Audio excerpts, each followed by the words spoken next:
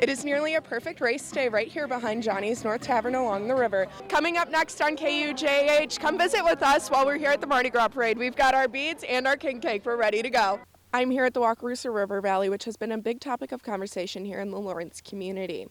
I'm Francesca Onofrio, and coming up on KUJH, I visit with White House correspondents Francesca Chambers and Eugene Daniels. And the camp behind me was shut down by the city just 2 days ago, and it is currently being bulldozed, leaving its residents with limited options. Whether you travel by broomsticks, ruby slippers, or the yellow brick road, there's a museum located in Wamego, Kansas. According to the U.S. Census Bureau, the population in Lawrence has been consistently growing over the past 24 years, which means more people are calling 911, leading to longer response times. Simon Stevenson, a paramedic engineer and the secretary of the Lawrence Firefighter Union, shared more about the safety concerns for the citizens of Lawrence. So the last time we really added a station in Lawrence was like 2006. And our department ran around 9,500 calls, I think roughly around 9,000 calls at that point in time. Last year in 2023, we ran just shy of 17,000 calls. One solution to this problem is adding 2 more fire stations. The Lawrence Douglas County Fire Medical presented 2 options to the City Commission in 2023. However, the expansions would be funded by additional property taxes. Having 2 new stations would help with response time to areas that are not as close to current stations. However, the recent 2025 budget approval did not come without compromises. One compromise would be dropping firefighters from 4 people per truck to 3 people per truck.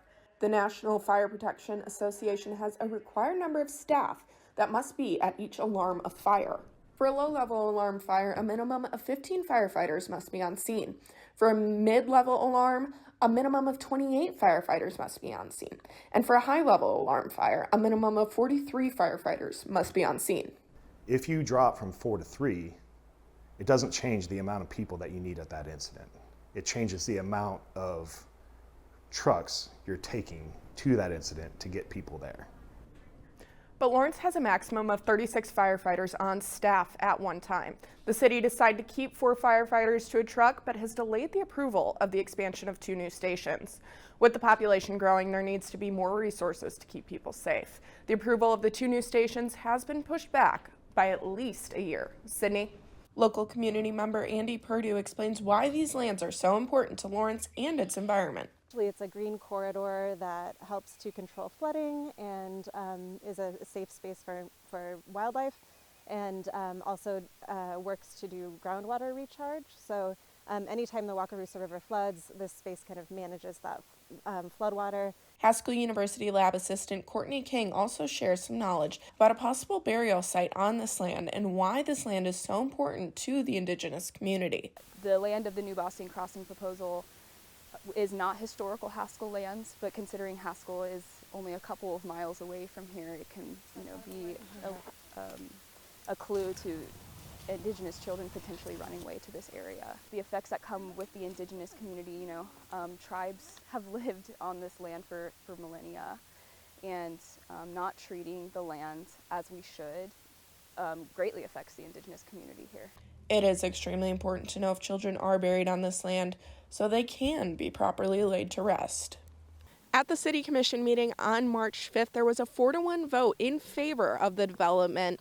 However, it still has to receive approval from FEMA and the Army Corps of Engineers. Back to you in the studio, Shamaria and Emma. 3, 2, 1. And they're off. Competitors were able to choose whether they wanted to compete in a 5K or a 10K. Some decided to walk the course, but others have been training to run this race. The Masters Division first and second place winners have been waiting for this all year long. Oh, we've got a ton of friends that are out here, and it's a good cause. Perfect time of year, so I'm just excited to be able to race again. Yeah, for me, just staying healthy. My dad and I have done this race for years together. My dad, I grew up in Lawrence, so it's a beautiful event, and I'm chasing these super fast Masters guys. Man. Yeah. I'm looking over my shoulder for this guy. Yeah, I know. This event couldn't have happened if it weren't for the volunteers that helped put it together. It's near and dear to me. And the work that the committee does as a whole, and that needs to be stressed, is this is not something that I do. This is an entire committee of a lot of people And we couldn't do it without all of the volunteers involved. There are many more fun and exciting events coming up. You can find out more by visiting www.lawrencestpatricksdayparade.com. For KUJH, I'm Francesca Onofrio. Hey, you hear the sound of joy in Mardi Gras flooding Mass Street. Let's take a look. Many people started the day celebrating in Kansas City, then came to Lawrence to join in on the fun. For many, this was their second parade of the day. At Terrebonne on Mass Street, many people gathered to have king cake beignets and some specially crafted cocktails. There were nearly 70 people that joined the parade, playing drums, trumpets, trombones, and even violins. The day was filled with music, homemade costumes, and beads that they have collected throughout the years. Mardi Gras holds a special place in a lot of people's hearts.